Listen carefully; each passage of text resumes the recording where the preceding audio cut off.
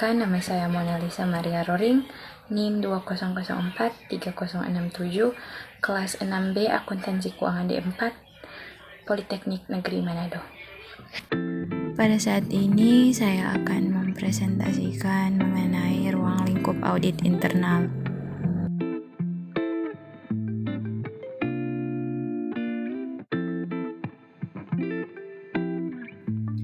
Definisi ruang lingkup audit.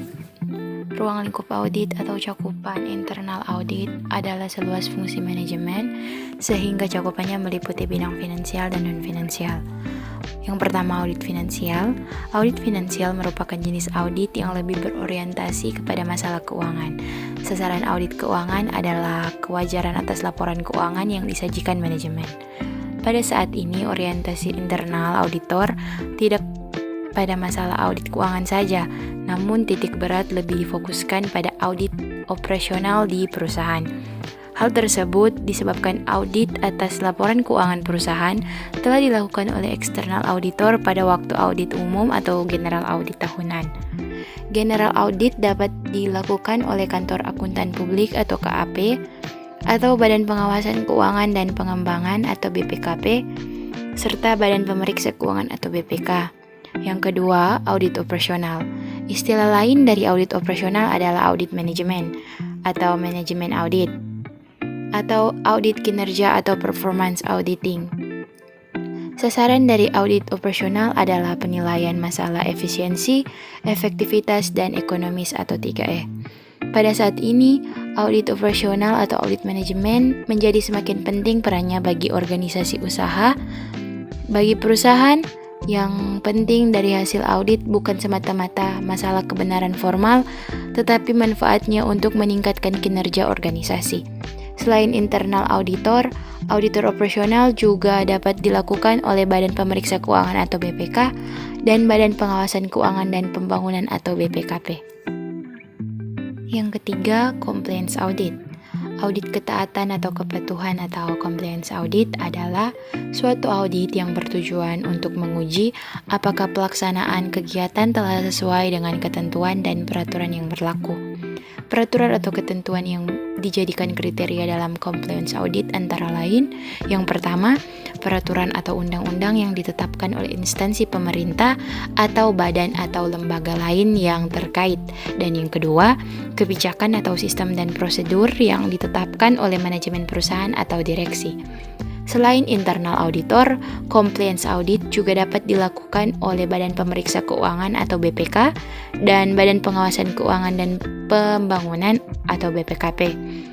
Bagi perusahaan yang telah mendapatkan ISO 19000 dan sejenisnya, compliance audit perlu dilakukan oleh auditor ISO dalam rangka mempertahankan sertifikat ISO yang telah diraih perusahaan tersebut.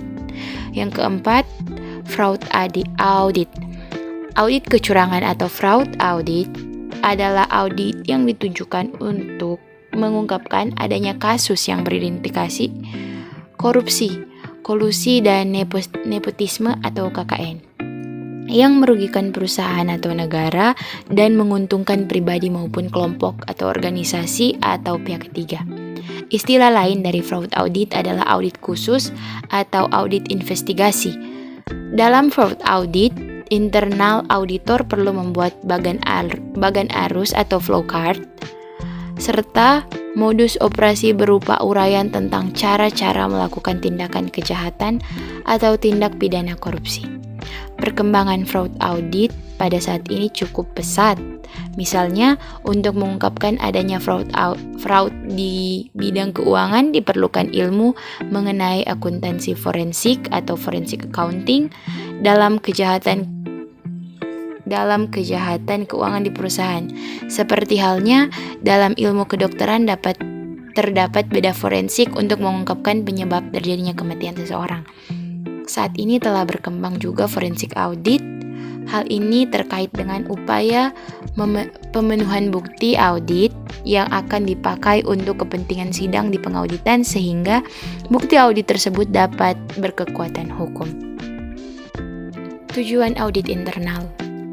Tujuan audit internal adalah untuk membantu anggota organisasi dalam melaksanakan tanggung jawabnya secara efektif dengan memberikan analisis, penilaian, rekomendasi bimbingan, wawasan, dan informasi terkait aktivitas yang ditinjau dan dengan melakukan pengendalian yang efektif pada tingkat biaya yang dapat diterima.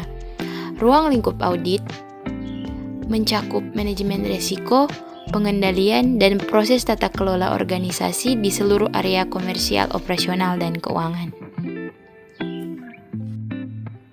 Tahap pemeriksaan menurut Brinks and Rob Ryder. Yang pertama, tahap memahami risiko pengendalian. Yang kedua, tahap survei pendahuluan. Yang ketiga, tahap menyusun rencana audit rinci. Yang keempat, tahap melakukan pemeriksaan audit. Yang kelima, tahap mengevaluasi hasil audit. Yang keenam, menyusun temuan audit, simpulan, dan rekomendasi. Yang ketujuh, tahap penyelesaian audit. Yang kedelapan, tahap laporan. Ruang lingkup audit internal secara detail dapat dijelaskan sebagai berikut. Yang pertama, menelusuri reliabilitas dan integritas informasi keuangan dan operasional, serta perangkat yang digunakan untuk mengidentifikasi, mengukur, mengklasifikasi, serta melaporkan informasi semacam itu. Yang kedua, menelusuri sistem yang ditetapkan untuk memastikan ketaatan terhadap kebijakan, perencanaan, prosedur, hukum, dan peraturan yang dapat memiliki pengaruh signifikan terhadap operasi dan laporan, serta menentukan apakah organisasi telah mematuhinya. Yang ketiga, menelusuri perangkat perlindungan aktiva dan secara tepat memverifikasi keberadaan aktiva tersebut. Yang keempat, menilai keekonomisan dan efisiensi sumber daya yang dipergunakan. Yang kelima, menelusuri informasi atau program untuk memastikan apakah hasilnya konsisten dengan tujuan dan sasaran yang telah ditetapkan, serta apakah operasi atau program itu telah dilaksanakan sesuai dengan yang direncanakan. Tugas audit internal. Yang pertama, memahami standar yang digunakan untuk melaksanakan audit internal. Yang kedua, melaksanakan audit internal yaitu sebagai berikut, antara lain menyusun audit plan, menyusun instrumen audit, menginformasikan rencana audit kepada unit yang akan diaudit, melakukan audit sesuai jadwal yang ditetapkan, mengukur tingkat kesesuaian terhadap standar kriteria secara objektif, menyepakati tindak lanjut dengan audit,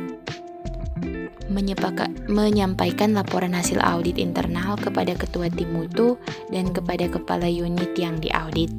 Dan yang ketiga, melakukan evaluasi keseluruhan kegiatan audit. Persiapan pelaksanaan audit internal. Yang pertama, membuat program audit internal tahunan, minimal pelaksanaan audit internal 1 kali dalam setahun. Yang kedua, melakukan pemilihan tim audit serta menjamin bahwa audit dilaksanakan oleh personil yang telah memperoleh pelatihan internal audit sistem mutu. Yang ketiga, menginformasikan pelaksanaan audit kepada seluruh unit terkait paling lambat 1 minggu sebelum pelaksanaan audit.